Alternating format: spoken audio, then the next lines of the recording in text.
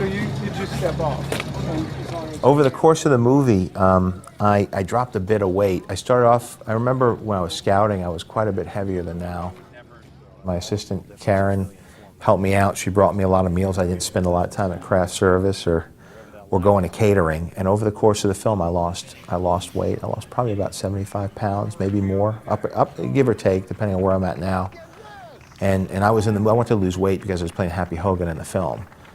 And so I wanted to hit a certain weight, lose a certain amount of pounds, and I just kept going. And there were problems too, because my wardrobe would change in size over the course of the film. And even my wig size changed. It's amazing. Everything sort of changes. Your shoe size changes. I have real hair, but I wanted to have cool hair. So straight hair, I never had like a real shock of straight hair like in the comic books.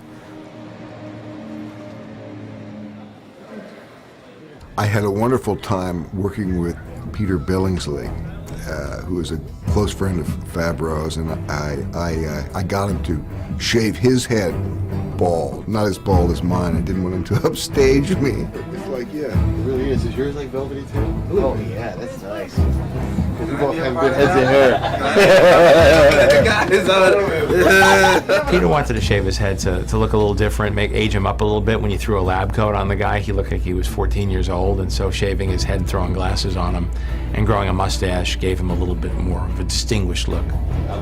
There's an ID, probably a couple pens to watch. In approaching this cameo, I really wanted to send a message to the other actors who I felt were really phoning in their performances, that, you know, guys, let me show you a level of commitment to acting.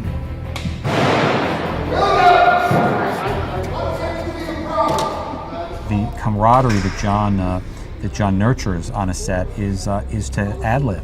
You don't see that all the time on movies this size, where somebody's on wires, or you're up against a green screen, or you can't move too much because there's going to be a computer effect, and it can get very rigid. And it was very important to John that the film not feel rigid, that the film feel and have a flow to it and have a sense of fun to it. Always believable, but never too overwhelmingly pretentious or self-serious. We're ironmongers. We make weapons. It's my name on the side of the building. And what we do keeps the world from falling into chaos. The spirit in which it was shot and the way we did it was like you might do a small independent art film in a funny sort of way.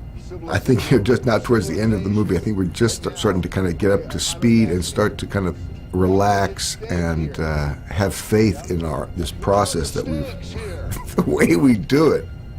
Each time we would do one of these scenes, there would be a great sense of relief, like, man, oh, we got through that one, we pulled it out, you know, how did we do it? This technology, it comes along once in a generation.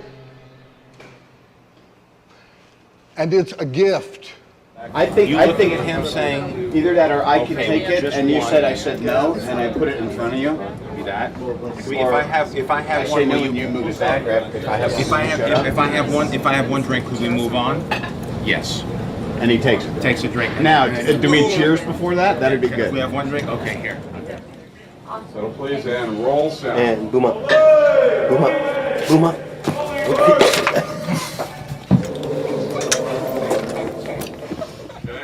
Okay. Ready and action. Honey, I hate it when we fight. Good morning, Mr. Sergeant, I'm not mad. I'm just indifferent. I was sorry. Thanks. I don't want to hear you. What more You do don't you need than an respect apology? yourself, and definitely know you don't respect me.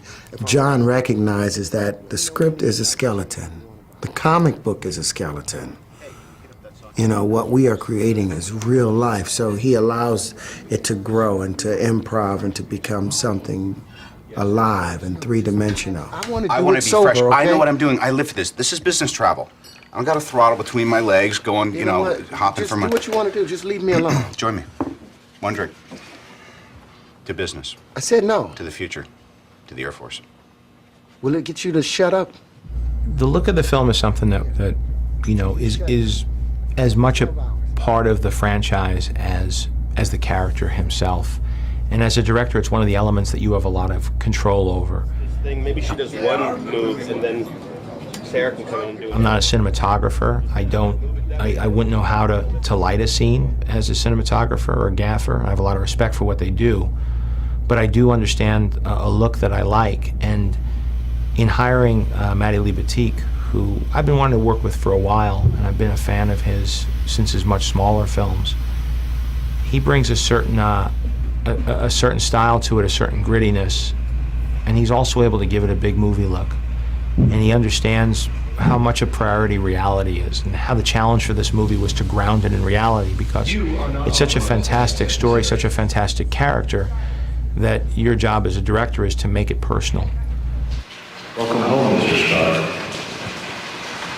Thanks, Jarvis. It's been a long time. Yeah. You know, there are two ways to go. One is just to create a spectacle that people could, munch popcorn and ogle at and enjoy, and that certainly is a lucrative proposition.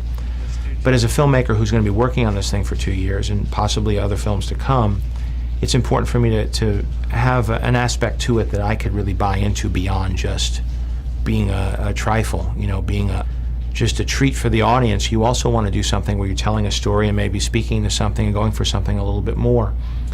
And the way Maddie lights and the way that Mike Riva designs the sets, it brings reality to it. Sir, you have 1,713 new voice messages, including 3 from the mandarin.